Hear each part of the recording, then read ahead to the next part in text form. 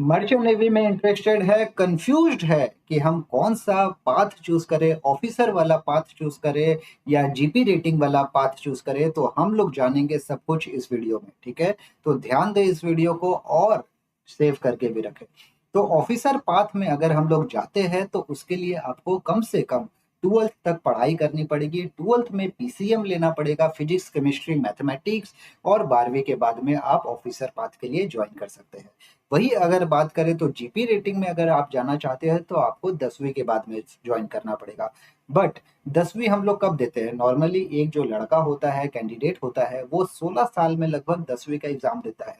But आप 10वीं में तुरंत ज्वाइन नहीं कर सकते, because minimum age requirement is 17 years. 17 साल की उम्र में आपको ज्वाइन कर सकते हैं मर्चेंट नेवी। ठीक है, तो अगर आप 10th पास करते भी है तो भी आप नहीं ज्वाइन कर पाएंगे मर्चेंट नेवी अगर आपका उम्र 17 से कम है। तो चलिए स्टार्ट करते हैं हम लोग। फिर ऑफिसर का पाथ अगर समझे तो यहाँ पे क्या होता है, कैडेट होता है, पहले वो थर्ड ऑफिसर बनता है, सेकंड ऑफिसर बनता है, चीफ ऑफिसर बनता है और कैप्टन बनता है। अगर इंजीनियर की बात करें तो सेम बीटेक वाले टीएमई बनते हैं, ट्रेनी मरीन इंजीनियर, फिर fourth engineer, third engineer, second engineer और फिर चीफ इंजीनियर बनते हैं। तो आपकी जो स्टार्टिंग सैलरी होती है थर्ड ऑफिसर और फोर्थ इंजीनियर की, वो 1.5 से 2.5 लाख रुपया होती है। वही अगर कैप्टन की बात करें तो 8 से 20 लाख रुपया महीना उसको मिल सकता है। और यहाँ पे अनलिमिटेड ग्रोथ है आपके पास में, और पूरा का पूरा दुनिया घूमने को मिलता है, दुनिया पहचानती है आपको, ये ग्लोबल करियर है। वहीं अगर आप जीपी रेटिंग की बात करें तो इसको बोलते हैं जनरल पर्पस रेटिंग। यहाँ पे बेसिकली डेक, इंजन और केटरिंग डिपार्टमेंट होता है। अगर हम बात करें तो रैंक वाइज ओएस होता है, उसके बाद में एबी होता है, उसके बाद में बोसन होता है, ये होता है डेक साइड में। इंजन साइड की बात करें तो वाइपर होता है, वाइपर के बाद में ऑयलर होता है। अगर उसके पास में वेल्डिंग एक्सपीरियंस है तो ऑयलर के बाद में वो फिटर भी बन सकता है। अगर सैलून की बात करें तो जीएस होता है, जिसको जनरल स्टीवर्ड बोलते हैं, उसके बाद में कुक होता है। तो स्टार्टिंग सैलरी जो इनकी होती है वो 25,000 से 50-60 हज़ार तक होती है, और मैक्सिमम इनकी 1.5 लाख तक जाती है। ठीक है, 1,20,000, 25,000, 1.5 लाख तक ही मैक्सिमम इनकी सैलरी जो है वो जाती है। ठीक है, तो यहाँ पे बहुत डिफिकल्ट होता है अगर आप जीपी रेटिंग से ऑफिसर बन रहे हैं। नामुमकिन नहीं है, लेकिन yes, the struggle is very hard. ठीक है, और आप आपके ऊपर में मर्जी है आप कौन सा राह चाहते हैं। तो दो चीज है, दोनों का अलग अलग रास्ता है, दोनों का अलग अलग डेस्टिनेशन है। हम लोग दोनों को कंपेयर करेंगे, फिर आप डिसाइड कर सकते हैं कि सर मुझे इसमें जाना है। ठीक है, तो बेसिकली आप 12वीं के बाद में कौन ज्वाइन कर सकता है? जिसका पीसीएम हो, 60% पीसीएम चाहिए कम से कम। और अगर आप डीएनएस करते हैं तो कंपनी का स्पॉन्सरशिप कंपलसरी है। ठीक है, यहाँ पे कोर्स आप क्या करेंगे, 1 साल का डीएनएस करेंगे या 3 साल का बीएससी करेंगे या फिर 4 साल का बीटेक करेंगे। ठीक है, फर्स्ट जॉब भी मिलेगा आपको, या तो थर्ड ऑफिसर मिलेगा, कैडेटशिप कंप्लीट करने के बाद में इंजन साइड में फोर्थ इंजीनियर मिलेगा। ठीक है, जो रैंक का structure same, third officer, second officer, chief officer, captain. Engine side में fourth engineer, third engineer, second engineer और चीफ इंजीनियर। सैलरी जो भी है वो मैंने ऑलरेडी बता दिया, 1.5 से 2.5 लाख रुपया, और मैक्सिमम 8 से 20 लाख रुपया दोनों डेक और इंजन डिपार्टमेंट में मिलता है। वही अगर हम बात करें जीपी रेटिंग वालों को, तो क्लास 10th में आपको कम से कम 40 से 45% चाहिए। 40 इज द मिनिमम। कुछ कुछ कंपनीज 45 भी मांगती है। पीसीएम का कोई रिक्वायरमेंट नहीं है, खाली आपका 10वीं के मार्क्स में हो जाता है। अगर आपके पास में आईटीआई सर्टिफिकेट है तब इलेक्ट्रिशियन या फिटर में तब आपको थोड़ा सा प्रेफरेंस मिलता है। ठीक है, तो यहाँ पे क्या होता है कि 6 महीना का आपको जीपी रेटिंग का कोर्स करना पड़ता है, प्लस 6 महीना का ट्रेनिंग करना पड़ता है। ठीक है, तो टोटल 12 महीना हो जाता है। आप फर्स्ट में ट्रेनी ओएस या ट्रेनी इंजन रेटिंग में ज्वाइन करेंगे या ट्रेनी वाइपर में ज्वाइन करेंगे, फिर आपका धीरे धीरे रैंक बढ़ेगा, ओएस ए भी बनेगा, बोसन बनेगा, इंजन रूम में वाइपर, ऑयलर और फिटर बनेगा। ठीक है, सैलरी की बात करें तो वही 25 से 50-60 हज़ार रुपए मिलेगा शुरू में, और मैक्सिमम 1.25 से 1.5 लाख रुपया तक ही जाएगा। ठीक है, सो यहाँ पे बोसन और फिटर का और कुक का मैक्सिमम सैलरी होता है। अगर हम बात करें तो जीपी रेटिंग क्या कभी ऑफिसर बना है? तो देखिए, यस बना है, लेकिन जो राह है नामुमकिन नहीं है, टफ है। अगर आप जोशीले है और पूरा एकदम फोकस्ड है कि नहीं मेरे को ऑफिसर बनना ही है जीपी रेटिंग से, तो फिर आप बन सकते हैं। लेकिन इंडिया से नहीं बन सकते हैं, आपको यूके जाना पड़ेगा। इंडिया से भी बन सकते हैं, बट इनका प्रोसेस जो है बहुत लंबा है, 5 से 6 साल लग जाता है अगर आप इंडिया से जीपी रेटिंग से ऑफिसर बनना चाहते हैं। वही यूके में 1 से 1.5 साल के अंदर अंदर सारा का सारा चीज़ खत्म हो जाता है। बस डिफरेंस जो है वो पैसा का है। यहाँ पे पैसा कम लगता है, वहाँ से 8 से 10 लाख रुपया लग जाता है आपको जीपी रेटिंग से थर्ड ऑफिसर का एग्ज़ाम निकालने में। तो तो अगर हम लोग बात करें कि जीपी रेटिंग क्या ऑफिसर बन सकता है, तो यस, जीपी रेटिंग वाले भी ऑफिसर बन सकते हैं, लेकिन जो रूट है वो ध्यान देना पड़ेगा। सबसे पहले आपको जीपी रेटिंग का ट्रेनिंग में काम करना पड़ेगा, 36 महीना करना पड़ेगा काम, ठीक है। फिर उसके बाद में आप सेकंड मेट का एग्जाम्स के लिए जा सकते हैं। सेकंड मेट का रिटर्न देना पड़ेगा, ओरल एग्जामिनेशन देना पड़ेगा, और फिर आप थर्ड ऑफिसर में प्रमोट होंगे, ठीक है। तो ये सब चीज करते करते आपको 4 से 5 साल लग जाता है, ठीक है। और रियलिटी अगर देखें तो जीपी रेटिंग वाले जो एस्पिरेंट्स होते हैं, उसमें से बहुत कम लोग हैं जो ऑफिसर बनते हैं। अदरवाइज सब ओएस से एबी और या फिर एबी से बोसन बनते हैं। अगर आप ऑफिसर की बात करें तो सिंपल सा प्रोसेस है। यहाँ पे आप कॉलेज पढ़िए, कॉलेज पढ़ने के बाद में आप जहाज पे जाइए, जहाज से आने के बाद में यहाँ पे जो कोर्स करना है वो करिए, उसके बाद एमएमडी में एग्जाम दीजिए, सीओसी निकल जाता है, सीओसी लेके कंपनी में जाइए, कंपनी आपको परफॉर्मेंस के बेसिस पे आपको डायरेक्ट भेजेगी as a third officer promotion देके।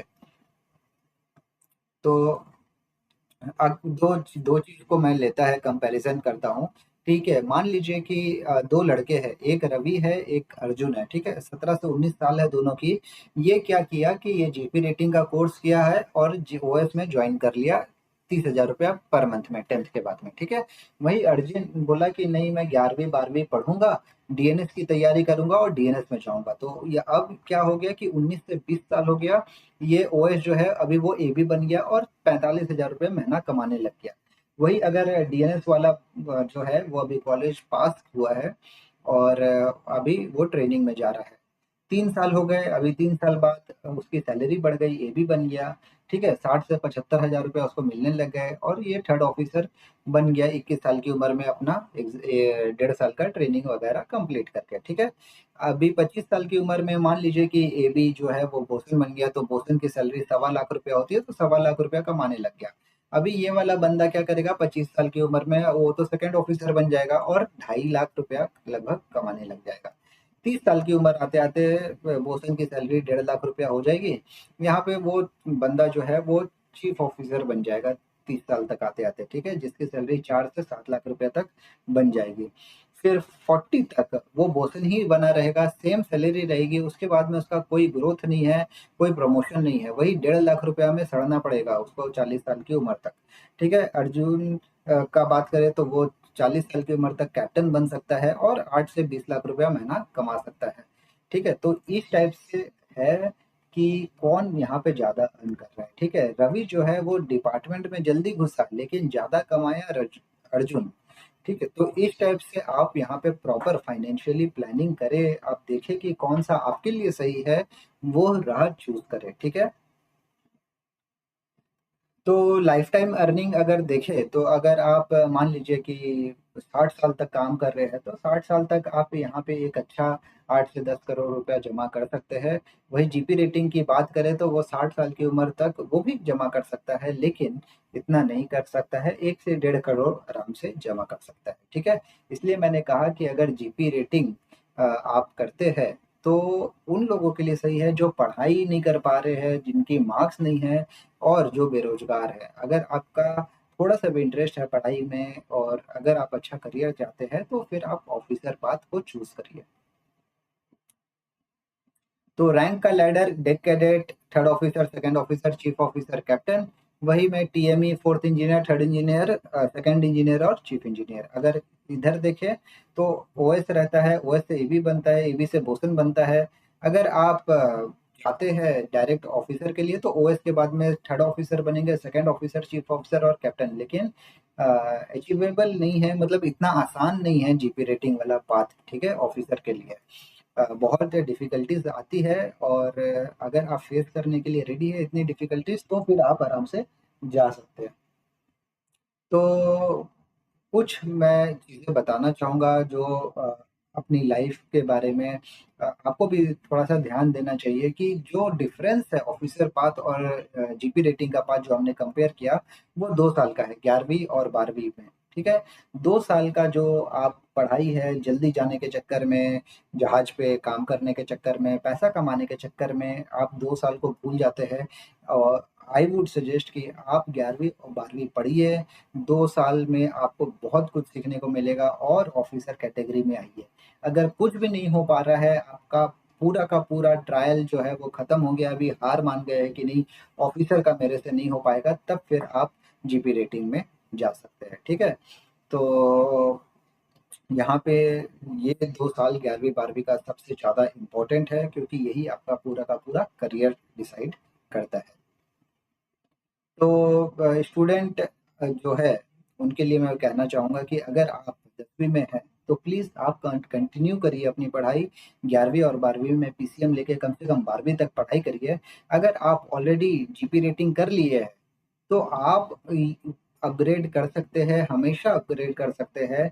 आप जल्दी से जल्दी अपना सेलिंग एक्सपीरियंस निकालिए, उसके बाद में यूके में जाके एग्जामिनेशन देने का प्लान करिए। ठीक है, अगर आपका पेरेंट्स जो है वो डिसाइड करते हैं और देखते हैं तो जीपी रेटिंग उनको सस्ता लगता है, लेकिन एक्चुअली में वो आपको नुकसान पहुंचाता है, because fastest way to become good wealth creator is only through the officer line. अगर आप सोच रहे हैं कि I am not enough for officer, तो आपको टॉपर होने की ज़रूरत नहीं है, सिर्फ 60% पीसीएम चाहिए आपको डीएनएस बीएससी या बीटेक मरीन इंजीनियरिंग करने में। ठीक है, इतना तो आप कर ही सकते हैं। अगर नहीं कर सकते हैं तो फिर आपके लिए जीपी रेटिंग ही फाइनल ऑप्शन बनता है। तो जस्ट मैं आपसे लास्ट कहना चाहूँगा कि क्रू में आप पहले से ही माइंडसेट मत बना लीजिए कि मैं क्रू में ज्वाइन करूँगा। Okay, don't join as crew when you can lead as officer. अगर आपके अंदर में खूबी है, ताकत है, आपका तमन्ना है कि मैं मर्चेंट नेवी में ऑफिसर बनूं और आपके मार्क्स 60% प्लस है, तो फिर आप डीएनएस के लिए चाहिए। जीपी रेटिंग के लिए हम उनको ही रिकमेंड करते हैं जो लोग ऑलरेडी ओवर एज हो गए हैं, या फिर जिनका 10th 12th में मार्क्स कम है। तो इसलिए हम उनको रिकमेंड करते हैं कि आप जीपी रेटिंग में अपना करियर बना सकते हैं। लेकिन अगर आपका पीसीएम अच्छा है तो I would suggest please don't go as a crew on the ships.